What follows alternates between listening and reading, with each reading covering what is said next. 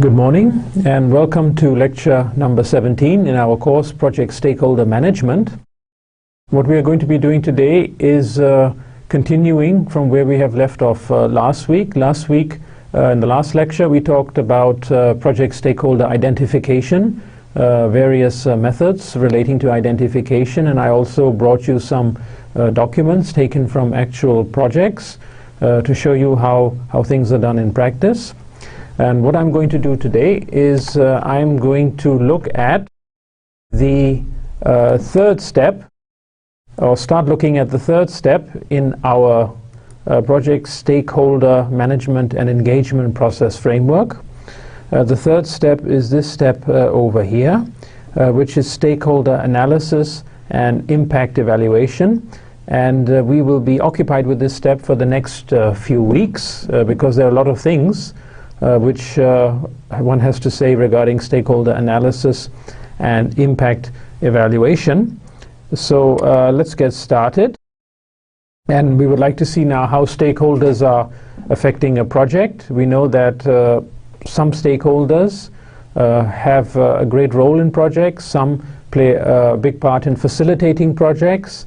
But there are also stakeholders, and I had given you some indications in previous classes, for example, environmentalists, local communities, who may sometimes be very much opposed to projects and will do everything within their power to try and affect the project. So you see some stakeholders who are acting for the project, there are some who are acting against the project. And this is where stakeholder analysis comes in. Stakeholder analysis is an indispensable process which is used by project managers and team members as well as other stakeholders for understanding stakeholder interests in a project, and it is a prerequisite or precondition for planning for engaging the project stakeholders with a view to increasing the likelihood of the project succeeding. That is, at least achieving its goal within the budget and time frame allocated for it. Okay, there is a big debate in project management in the last few years regarding the concept of project success, project failure. What is project success? What is project failure? In the very narrow sense of the word, project success means that the project achieves its goal within the budget and the time frame, all the requirements are met, the specifications are met. But there are now more broader understandings of the term success, which also include stakeholder satisfaction.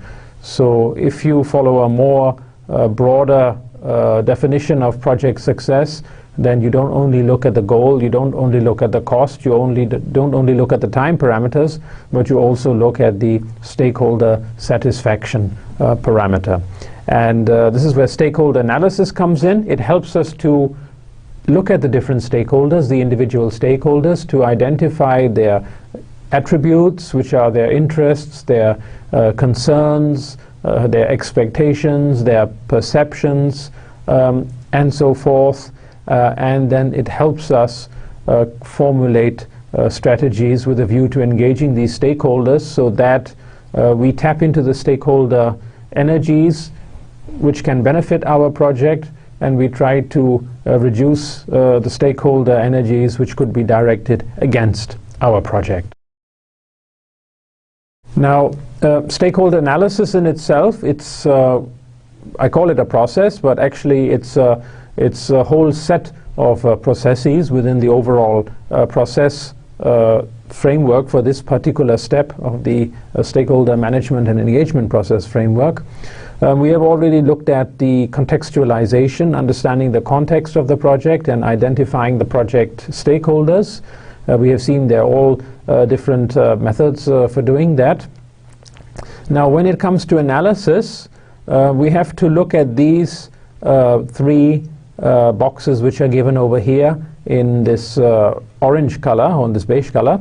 The systematic collection of information on project stakeholders, which is the most basic step in the stakeholder analysis process or processes, followed by analysis of the stakeholder attributes, the stakeholder options, as well as a SWOT analysis of the stakeholders. So this is where you use more complex tools, where you actually evaluate that information which you have collected. And then here, after you have done these various analyses, then you try to come to some kind of understanding of how the stakeholders can impact the project, how they can positively impact the project, how they can negatively impact the project. And when we have done all these 3 steps over here, which is basically kind of monitoring, systematic collection of data, systematic collection of information on stakeholders, as well as evaluation of this data and information on the stakeholders, then we can come up here to this next step, which is then to design and implement strategies for engaging the stakeholders. So this is all what we are going to focus on the next several lectures over here, these 3 particular steps. Now, when we are talking about the first step in the project stakeholder analysis process, which is systematic collection of information on project stakeholders, there of course we have got to ask ourselves different questions which are relevant for this step. For example, we have to ask ourselves what information is required by the analysts in order to conduct an effective project stakeholder analysis. So it's the type of information, the quality of information, information which is of course relevant. We don't want to collect each and every tidbit of information because then we have a mountain of information at the end and becomes very difficult to process, becomes very difficult to catalog, to manage. We don't want that. What we want to do is we want to have only that information which is really required or needed in order to conduct an effective project stakeholder analysis. We also have to ask ourselves the question, what current available sources of quality information on the project stakeholders exist and which sources have to be prioritized. So what are the available sources? You know, how many can be a few sources, can be many sources, and which sources should rank high in the order of priority and which should not rank so high. Obviously, the higher the quality the information, then the higher the priority it would be. And we also have to ask ourselves the question, which tools will be used to obtain information on stakeholders. And as you will see, there are quite a large number of tools which we will be covering in this lecture. Tools, methods on how you can get information on your project stakeholders. So this is the questions which we have to ask ourselves in the first step of the project stakeholder analysis. We also have to ask ourselves who will collect the information needed for the analysis or supervise the information collection activity. Someone has to do it, obviously. It's not going to be done by magic. So we need someone who is trained in collecting information, who can decide, you know, which information is particularly relevant, which is not so relevant, so that this information can be obtained. And we also have to ask ourselves how much time is allocated for developing the stakeholder profiles, and when are the periodic review time points in the project life cycle set for the purpose of repeating and updating the analysis. Now, of course, we also do not have unlimited time in our project, and we have to see that we can get as much done in as little time as possible. So we have to see when we are making the stakeholder profiles, that is, when we are doing the analysis for the individual stakeholders, how much time we have got for that. And we also have to see when we are going to periodically review and update the analysis, because analysis can be valid for today, but tomorrow, day after, some weeks down the line, some months down the line, the situation regarding the stakeholders can change. You could have some stakeholders who are there today, they're not there tomorrow. So then they're no longer relevant when they're no longer there. You have some new stakeholders who will be coming in. Stakeholder attributes, as I have also pointed out previously, they can also change over time.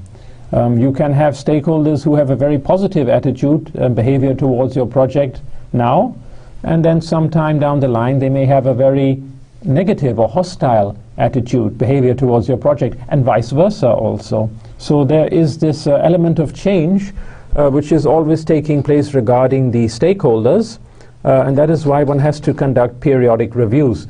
Now again, it depends on the context of the project when you should conduct these reviews. It's not such that one has to conduct them continuously, but there will be certain points in time when a review would be desirable. There are some more questions which we have to ask ourselves regarding the collection of information on the stakeholders. How is the information's value, that is its quality and cost effectiveness, assessed? Obviously, you know, there has to be some relationship between cost and benefit. One cannot keep pouring resources into getting information which is of little or no or marginal value. So there has to be this relationship there. At the same time, one does not want to give all one's resources for some little information which might be very high quality, but which is perhaps really not sufficient, or it's only valid for a certain point in time. We have to ask ourselves what processes are developed for ensuring the security of the obtained information and its subsequent disposal when the need for it no longer exists. Now, information, it's very easy to nowadays to collect tons and tons of information. It's also very easy to lose information. It's very easy to misuse information. And when one is collecting lots and lots of information here on stakeholders, one likes to also keep it a little bit under wraps. One does not like to go and disclose to everyone what kind of information we've been collecting on them, for various reasons, of course.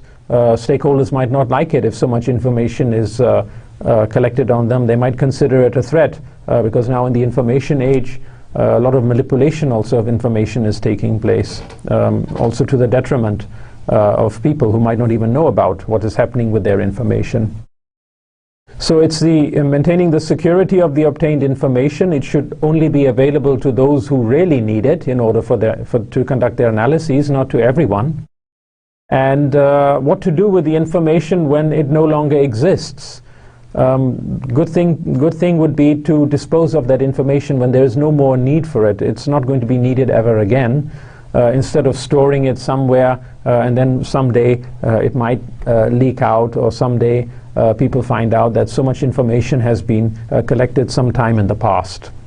In one of the previous classes, I talked to you about the project stakeholder information system as a subset of the, or as a sub-system of the project management information system. Well, of course, all this information has to go into some kind of information system which we are collecting about stakeholders. It has to be, you know, cataloged, it has to be processed, it has to be stored somewhere. And the best place for doing that is the project stakeholder information system. And whatever information comes in, whatever information goes out, whatever information is updated, well, then the project stakeholder information system, of course, is going to be affected by that. So a lot of information collecting activity might be required for the stakeholders in order to conduct effective analysis of them. There are various constraints which one has to keep in mind, and which I've also hinted at in the past when I introduced this stakeholder management and engagement process framework. Constraints are, for example, of course, cost, a very important constraint. You know, money is not endless. Time is also not endless. There are limits. Expertise, this is important. In order to conduct an analysis, a good stakeholder analysis, one has to have expertise plus experience, of course. And access to information, it may be accessible, may not be so accessible. On all these, and the skills, of course, on how to conduct analyses, skills and expertise, as well as experience. So there are some constraining factors over here. Might be also some legal factors that such and such information cannot be stored without a stakeholder knowing about it. It is also possible. One has then also to keep these constraints in mind. So all in all, quite a few activities regarding collection of information on stakeholders is involved over here. As you can see, it's not an exercise in trivia where you just sit down one day over a cup of tea and you decide to collect information about your stakeholders, and you sit on your desk and you collect information. Usually it's not like that. It does require sometimes a lot of field work, a lot of moving about, a lot of interacting, a lot of communicating, in addition to one's desk work. So that is about the information collection on project stakeholders.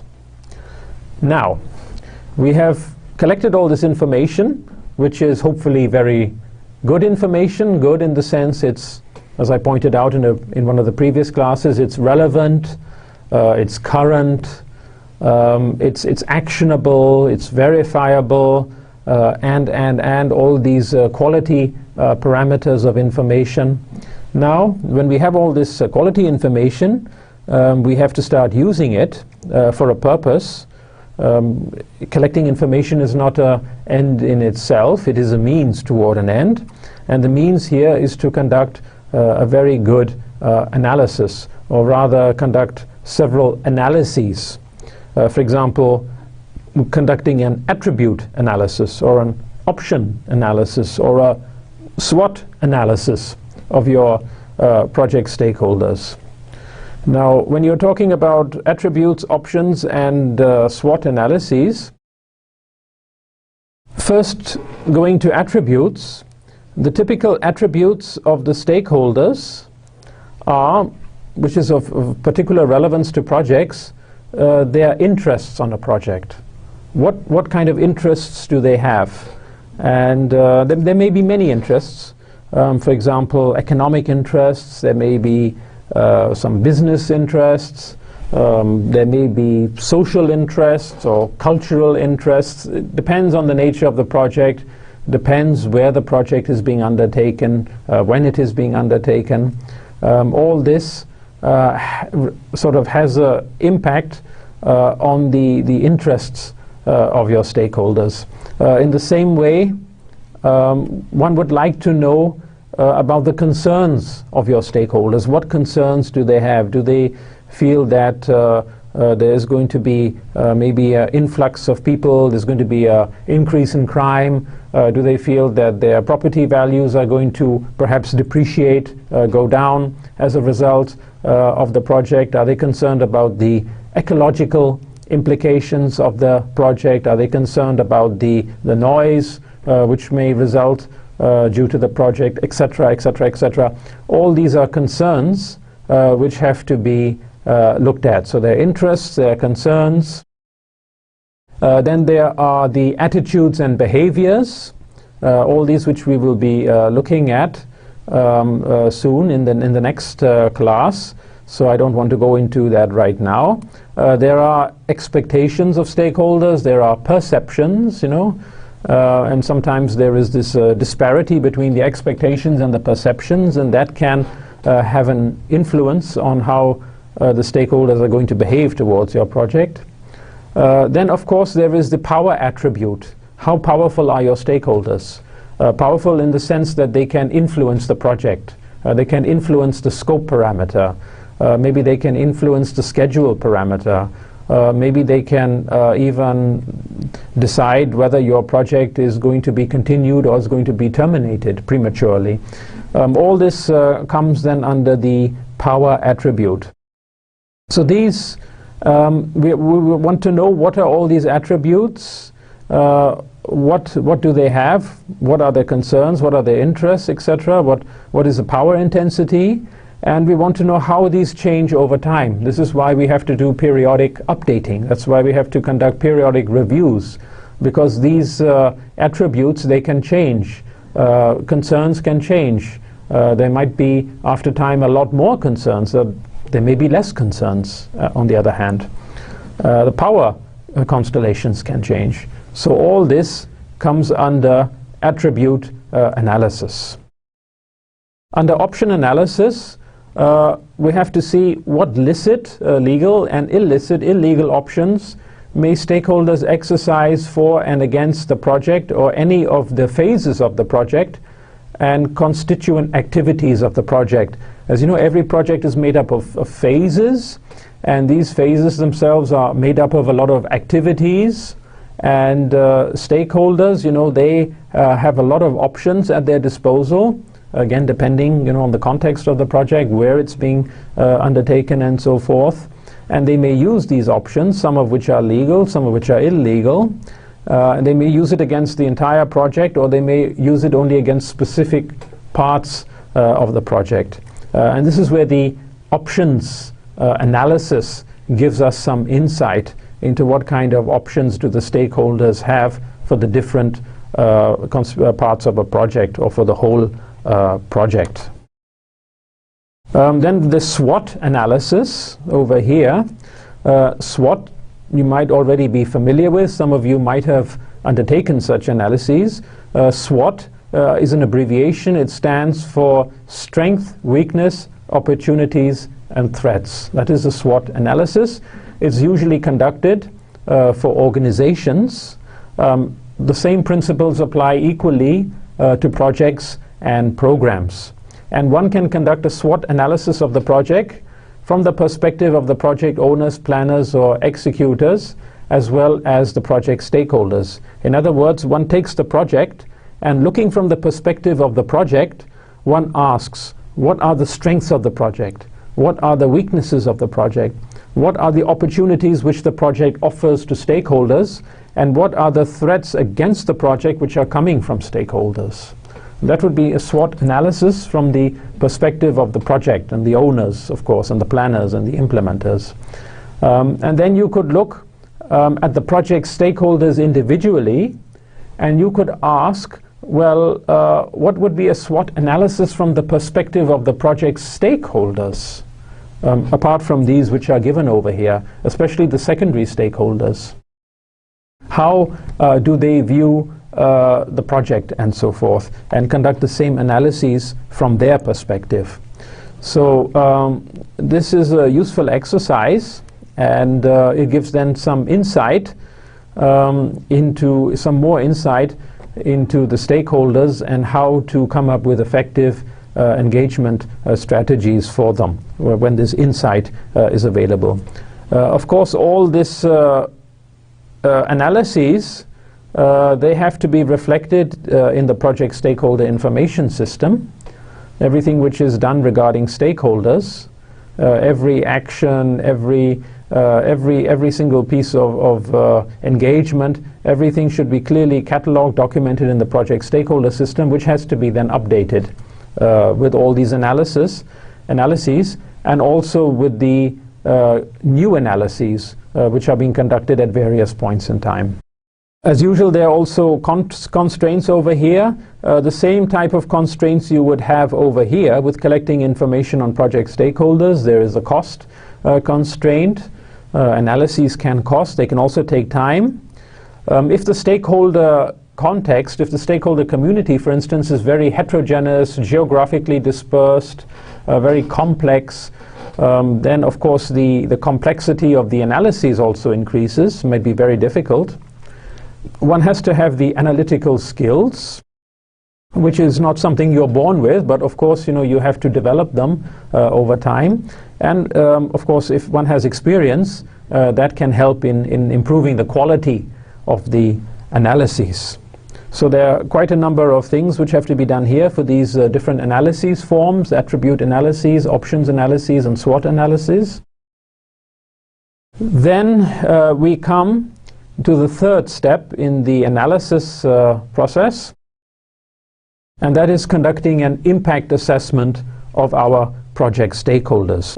Which stakeholders are going to be very positive for our project, which are going to constitute a negative influence, a negative force on our project. And there we have to do we have to apply various methods. We can try and make models, you know, to see how the impact will be. We can do simulations, scenario building. and we can see then what comes out as a result of that. Of course, all this information, all this evaluation, these assessments, they have to be reflected in the project stakeholder management system, information system. And there are constraints like limitations in the models. As you know, a model is only a simplification of reality. A model cannot entirely represent reality. It can only give an approximate sort of indication of how reality could be. And that's the same over here. It cannot incorporate each and every influence, each and every variable, each and every factor. Otherwise it will become simply too complex, and that will be self-defeating then. There are limitations in the models, but by and large, depending on the context, they can sometimes give also good feedback. They can give good results, which could be useful when it comes later on to designing the stakeholder engagement strategies and then subsequently implementing them also. So there are, as you can see, quite a number of steps, quite a number of activities which come under analyses. It all boils down to information. For stakeholder contextualization, identification, and analysis, information is the key input, especially in analysis over here. The effectiveness of stakeholder engagement strategies hinges therefore primarily on obtaining quality information. Very important quality information, as I had pointed out in one of the previous classes when we had gone over the dimensions of quality information. The higher the quality of information, the better your analysis. The better your analysis, the more effective will be your management and engagement strategies for stakeholders. Now, in obtaining, processing, and distributing information on project stakeholders, the higher standards of ethics and professionalism must be upheld. I can't emphasize that enough. Project management is best practices. Best practices is also professionalism, upholding the law, upholding ethics, and that is why we always have to be mindful of these things when we are doing our project work, whatever project work, and stakeholder analysis, stakeholder engagement is part of our project work. Now, finding information on project stakeholders, we've talked about the importance of information of project stakeholders. Where do we find this information specifically? Where are the sources of information? Now, there are several ways and means, overt and covert in a legal sense, of finding information on project stakeholders. Sometimes you can find this information quite easily. Sometimes you may not find it very easily. For example, if an organization, can be any organization, I've given here example of a corporation, if it's doing some ERP, it's an IT project inside the organization, well then it's not so difficult to obtain information on the stakeholders. They are internal to the organization, you know who they are, probably they might have been there for many years, you know their way of working, you know their way of thinking, and you know their roles, you know their responsibilities. So getting information for a stakeholder analysis is comparatively easier to get than, say, it would be finding information on stakeholders in a mega project, some large dam or some energy pipeline. You have lots of different communities, you have lots of interest groups, you have a lot of political groups, you have a lot of NGOs. Their finding information for analysis might not be so easy, might require a lot of more sort of running around, you know, asking, finding out, searching, interacting, and so forth. The informational needs of the stakeholder analysis will change in the course of the project life cycle as stakeholders adapt to changes in the focus and intensity of the project activities. Points out what I said earlier, that the stakeholder community is very dynamic. at the beginning of a project or before even the project starts, you'll have certain stakeholders who have got certain interests. When the project kicks off, when you are mobilizing your resources, when you're actually doing the physical work, then stakeholders will become more aware of your project. They will become more interested in it, and they'll be also more trying to influence it.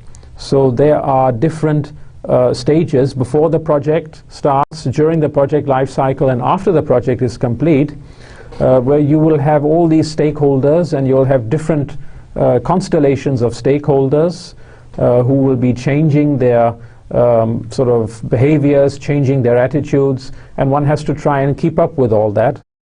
So that's why the informational needs will change over time. And as I said, gathering information is not a one-time event that you just start at the beginning of the project. You gather information, that's it, no more information. We will work with this information for the whole project. You can't do it like that.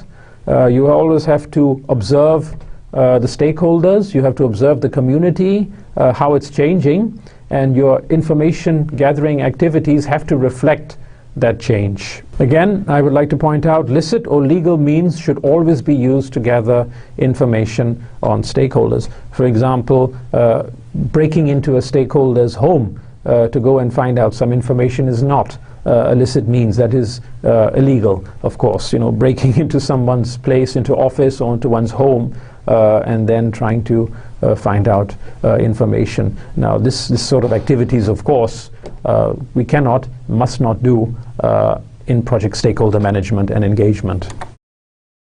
Quality of information versus quantity of information. As I said, we are looking at quality information. You know the saying, garbage in, garbage out. If you have bad information going in, which you are then using for your analysis, well, then you'll have a bad output coming out, which will not serve your project interests. So we look at the quality, we do not look at the quantity. We do not want to collect whole libraries of information on our stakeholders that will serve practically little to no purpose. Information in abundance does not mean that the information is appropriate for a rigorous stakeholder analysis and for designing and implementing effective stakeholder engagement strategies. So before collecting information on our project stakeholders, what we have to do as stakeholder analysts is that we have to have a clear idea exactly what information is needed to avoid wasting time, cost, effort on amassing and processing redundant, that is useless information which serves no purpose for the analysis. Of course, it's not always so easy, you know, to have a very clear idea what exactly you're looking for. Sometimes as you are collecting information, then ideas become clearer, needs become clearer. But what you have to do is to avoid going into collecting information with this mindset that the more information, the better. More is not necessarily better.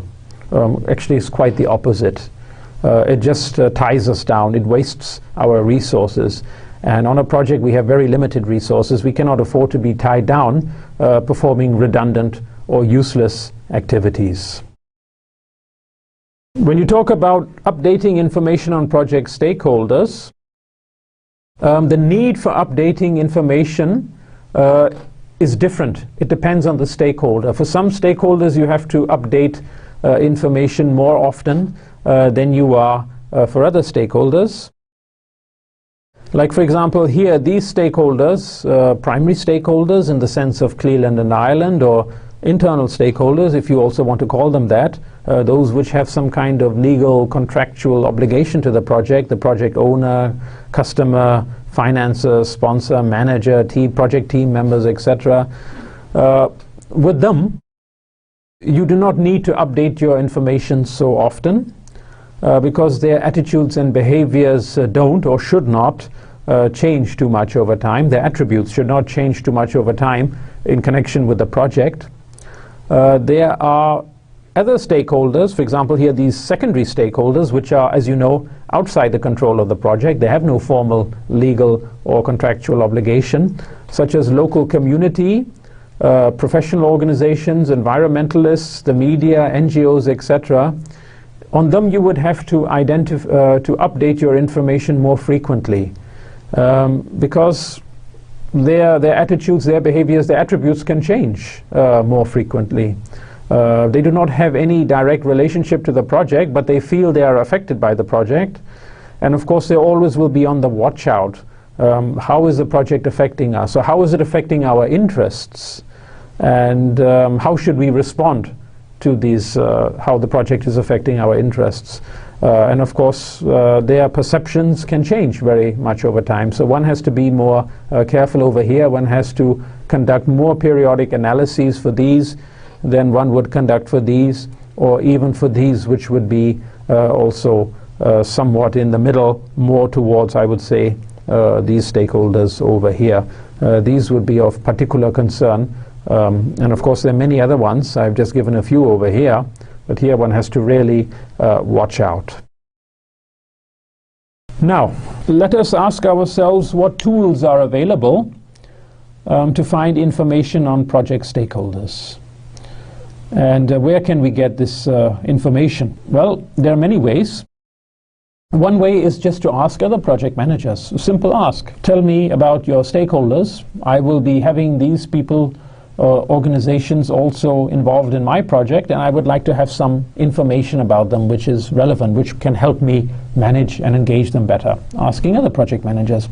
When looking for information on project stakeholders, it can be helpful to consult with other stakeholders who are interacting or who in the past have interacted with the stakeholders who are the focus of your current interest. So if I have a project and I know that these and these are going to be stakeholders, to find information about them and how cooperative they were or how non-cooperative they were, how they work, what to watch out for, what not to watch out for, I can just ask another project manager, maybe someone I know within my organization or in another organization who has worked with those stakeholders, and he or she can then provide me with some inputs which will be useful. So rather than going and experiencing the interaction with those stakeholders and learning by mistake, for instance, then one can already get this valuable background information. It's simple, it's direct, and it's cost effective. And one can also discreetly get good quality information. So just by asking, doesn't cost much to ask. Of course, it presumes that the other side, the person I'm asking, will be giving me the correct information, not withholding information, which is important. But if I can assume that I'm getting straightforward information in response to straightforward questions, then that's a very valuable way of getting information on stakeholders, which I can then use to analyze them and then come up with engagement strategies. Second way of getting information on stakeholders is ask them directly. Go to them or invite them over. Interact with them. Find out.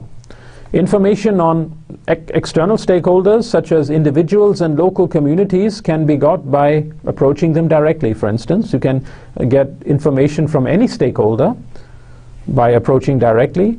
The interaction may leave a good impression of the project and project staff, but at the same time, it has limitations. For example, it may arouse distrust of the project. What are these people doing? Why are they coming and asking? What are they up to? This kind of background thinking people may have, or stakeholders may have. So it has its advantages. You know, it's direct. And if your stakeholders are also direct and they're straightforward, then they can tell you, yes, I think your project is a very good idea because such and such, or no, I don't think your project is a good idea because such and such and such.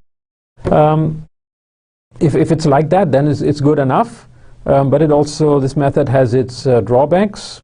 So the stakeholder analysts are advised to ensure that information about the project is provided judiciously and selectively. To be careful what you tell your stakeholders about the project. Don't divulge too much, but at the same time, don't divulge too little. If you divulge too little, people can get mistrustful.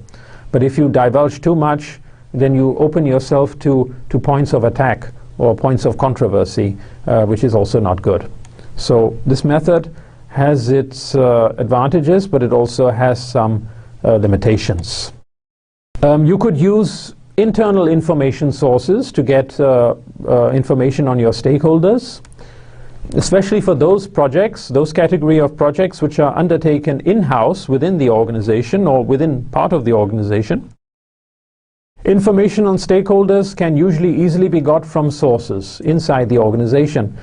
Again, you know, colleagues who are working there, there may be internal databases also. If you are looking for information on your external stakeholders, could be, for example, competitors, it could be contractors, suppliers, consultants, government agencies with which your organization has interacted with previously on the projects, then information on these stakeholders should be available within your organization, in your documentation system, in your database system. There should be information. If the project has been well managed and information has been collected on the stakeholders, which every project should collect information on the stakeholders, then by looking at other projects which have already interacted with these stakeholders, you can get some information on them, which can be quite valuable for your analysis. Project documentation. For those of you who study project management, you'll know that on every project there's a large accumulation of information, not only on stakeholders, but on practically anything which is relevant to the project. I'm aware of projects, some mega projects, where millions of pieces of information have been collected, letters and faxes and emails and documents and contracts, etc., etc., etc. So it's sometimes in very large projects you can have a lot of information, smaller projects maybe less information. And this information can be very useful for project managers, for the project team when they are analyzing their stakeholders. The documentation may reveal a lot about your stakeholders, how information on them was obtained, for example, how the stakeholder analysis was conducted, and how successful or unsuccessful the stakeholder engagement strategies were. If you are running a well-managed project in which you are also doing well-managed project stakeholder management, then you can get a lot of information on stakeholders and also the effectiveness of your engagement strategies, your management and engagement strategies, the effectiveness. This hints, indications should be available in your documentation. Newspapers and magazines. Well, newspapers and magazines are very valuable sources of information. Of course, one has to be careful because the information you find in such things like newspapers and magazines is not always accurate. You know, you find often that news reports which have come out, articles which have come out, they had some errors in them or some misrepresentations, and there could be sort of issues regarding that. Nevertheless, a lot of information is available and one has to also consider that information. Newspapers nowadays, many of them are online, and it's very easy to find information online by using a search function, internal search engine, but looking at back issues of newspapers, which is practically impossible to do with the print version unless you go to some newspaper archive. So nowadays it's become much easier to search the content of newspapers electronically as well as magazines. And they can be then looked at to get information on stakeholders, which could be useful from an analytical perspective to find out, well, on such and such projects, maybe a very similar project to the ones which we are undertaking, one can find out that there were such and such stakeholders, and these are the kinds of attitudes they had adopted, these are the kinds of actions they had adopted, these are the kinds of options they had used, these were the concerns they had, etc., etc., etc. This usually can be found from newspapers and magazines. Case studies. Case studies also can be a very important source of information on stakeholders. Such case studies, they can be obtained from a library, from university, research center, consultants. And for specific project contexts, for example, again, river water management projects, for instance, lots of case studies for tourism industry, tourist projects. There are case studies. In other fields, there are case studies. Practically in all fields, in all categories of projects, you have got some case studies and some more than others. And these also can provide you with some interesting information, because if you are doing a project for the first time and you look at such case studies, then you can see what were the kinds of issues which were associated with the stakeholders with regards to your category of project.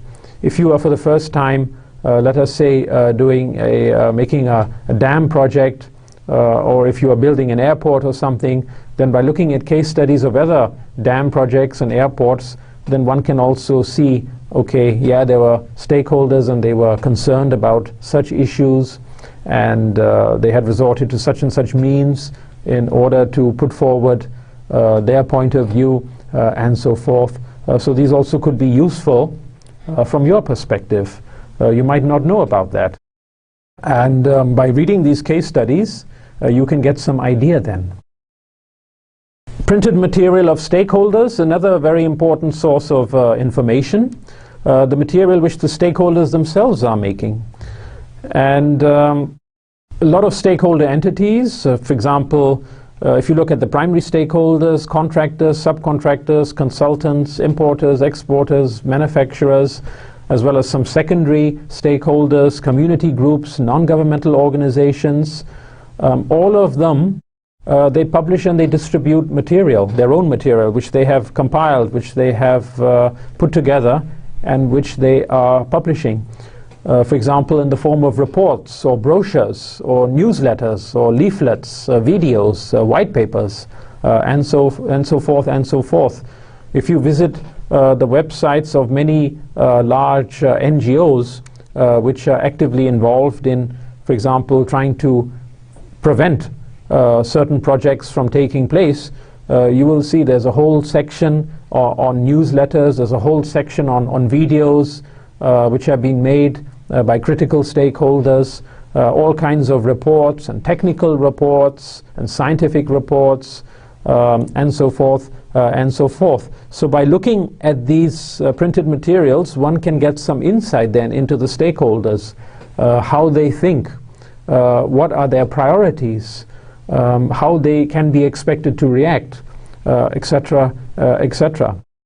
And this is a very valuable and a very cheap way of getting material on your stakeholders. Now, in this electronic age, all you have to do is you can sit at your desk, you can visit the websites, and you can download the material, and then you can analyze the material on your desk. In some cases, the material is not available online. Then you would actually have to go out, or you would have to write, or you would have to ask for the material to be sent over to you. But it's a very important source of information on your stakeholders, and it's coming directly from the stakeholders themselves. So it also has a high degree of authenticity. The internet. Now, you know, we are living in the information age, and it's brought a lot of benefits, also brought some issues, but on the whole it's brought a lot of benefits for all of us.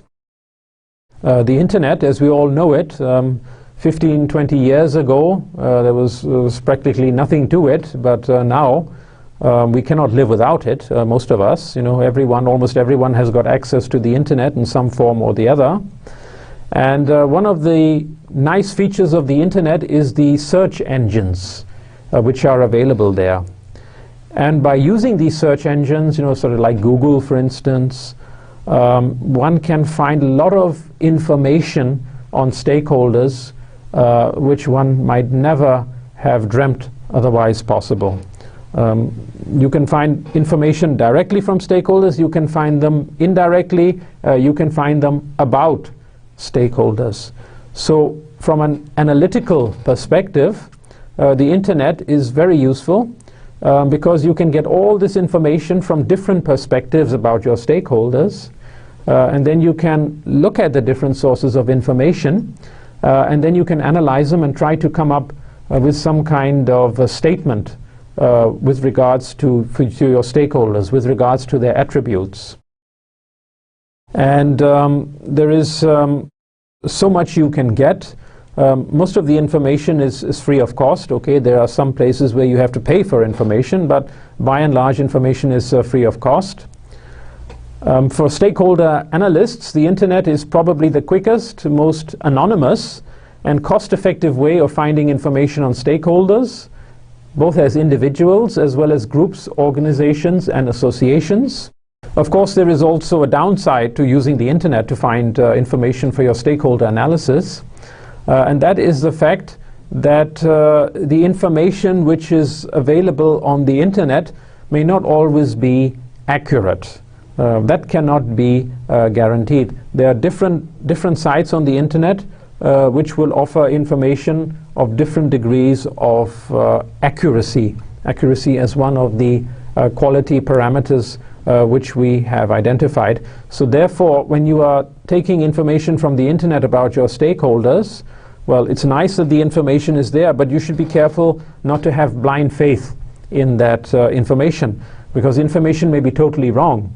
And if you are using that information for your analysis, well, then you are going to come up with a wrong analysis. You know, you are going to misjudge your stakeholders. You may underestimate them, and you may underestimate the intensity of their, for example, opposition to your project, which is not going to be very good, of course, because it's going to have negative consequences then for your project and possibly for yourself also. So be careful with the internet. Has lots of pros, also has lots of limitations. Another source of information on your stakeholders, well, could be from government. And government, you know, comes in different levels. You have a central or federal level, you have a state or provincial level, you have got district, regional level, or you have even got local government level within municipality, within town, and so forth.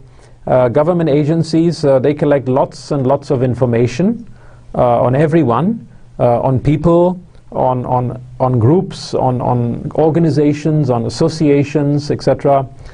And much of this information is also available on demand, which you can get about stakeholders. Not always necessarily from an analytical perspective. Often it's from a statistical perspective, but still some of that information could be quite useful, which is being conducted. For example, sectoral studies, or studies on local communities, or studies on NGOs, for example. Government also undertakes a lot of research. There are a lot of government agencies which are doing research, institutes, for example. And this material may also be useful. Some of the material may also be useful from the perspective of stakeholder analysis. Of course, one has to go out, one has to see what kind of material it is. But especially on larger projects, government agencies, they also do a lot of research. Case studies also they do. And all this can be very useful from an analytical perspective. And one final way you can get information on your project stakeholders is the use of a private investigator. Now, this is not very conventional way of getting information on your stakeholders, and in most cases you will not be using a private investigator. But sometimes you cannot really acquire the information through conventional means, or maybe you do not want to go out yourself and ask someone to provide this information because you want to keep a low profile. You want to just, be behind the scenes. You want to collect information, but you don't actually want to go out and identify yourself and show yourself and say, this is what we are doing. We need information on you, etc., etc. In this case, you could get a private investigator, or perhaps even, a special consultant who can discreetly collect information on the stakeholders. So that means that instead of you going out, you hire someone who will go and get information in a very inconspicuous, discreet manner. Of course, one has to be very careful that you are not overstepping legal and ethical boundaries. Private investigators are used in many places, in many countries, even in Pakistan also, not necessarily from a stakeholder analysis perspective, but in many other different spheres. And so they are legal. But one has to be careful that one is not overstepping ethical boundaries over here. One is not tricking people into giving information by telling them that the information is going to be used for one purpose when actually is going to be used for another purpose, which would be the stakeholder analysis. So one must avoid overstepping ethical boundaries, not to manipulate, not to trick stakeholders into giving or divulging information, but to do it in a manner which is ethically responsible and which is not going to create problems later on for the project when it is found out that the project was sort of using a private investigator to trick people into giving information. That's not going to work out in the long run. It's not only unethical, but it's going to have costs for the project later on in some form or the other. If not actual costs, monetary costs, definitely in terms of the image and the reputation of that project and the project owners and planners and the future projects which they would be undertaking somewhere. Finally, talked about this access to project stakeholder information. As I said, information it's something which one has to be very careful about in the information age, and one has to see that whatever information one collects is done systematically. It's done for a specific purpose and nothing else, and that the information must be secure. Now, this means that a full access to the available information on the stakeholders, on the project stakeholders, should be restricted to those persons who are also stakeholders, for example, the project manager, team members and consultants, who are performing the specific purpose of analysis, who are monitoring and or evaluating the actual or potential impact on the project, and devising and implementing and revising strategies for managing and engaging the stakeholders. So only those internal stakeholders who are needing that information in order to do the analysis, in order to come up with management and engagement strategies and to periodically revise and modify them, only they should be having access to this information. It should not be put in such a way that everyone who is involved in the project can go and see that information. What for? There's no purpose is served in that. It's not good for the project by giving everyone all this information. And also it's not going to please the secondary stakeholders and other stakeholders on whose information profiles are all available. So one has to be very careful that only those who need that information should have that information, no one else. And the system, the project stakeholder management information system, has to be designed in such a manner that access to that system is only granted to such persons. And they also have then the right and the privilege to update and revise the information which is in that system. Care must be taken to ensure the security of information stored in electronic and or file-based manual paper systems in order to avoid any complications for the project which unintended disclosure to project stakeholders may cause. If the information comes out to the stakeholders and they see that, oh look, they've been collecting information on us and they have been analyzing us and they've been trying to come up with strategies to engage us, they might take that in a negative sense. They might think that we have been manipulated by the project. And if they weren't against the project, then they might be now. So that is why one has to be very careful that this information is very secure and it's not leaked out intentionally or unintentionally, because that is not going to be good for the project. And you remember this slide which I had showed you over here in one of the previous classes. You have here the project management information system. This in itself should be a very secure system. Only those who need this information, mostly the internal or the primary stakeholders, they should have access. Again, not complete access, depends on the role of that internal stakeholder. Can also be restricted access only that information which is needed by that stakeholder. And here the stakeholder information system, as a part of the PMIS, that also has to be restricted and protected. Actually, it has to have special protections built into it because of the sensitivity of this information which is given in here. Anyway, I think now I have made the point regarding the analysis of stakeholders, the importance of analysis as the precursor to engagement, designing and coming up with executing management and engagement strategies. And the role of information, you have seen, is absolutely crucial. Project management, the managerial part of doing projects, is basically information management to a large extent. And stakeholder management is also to a large extent information management. Except when we come to engagement, you will see that there are other things which we can do also in addition to managing information. So what we are going to do now in the next lecture is I am going to look at the attributes of the stakeholders, that is this part over here. This is what we're going to focus on in the next lecture.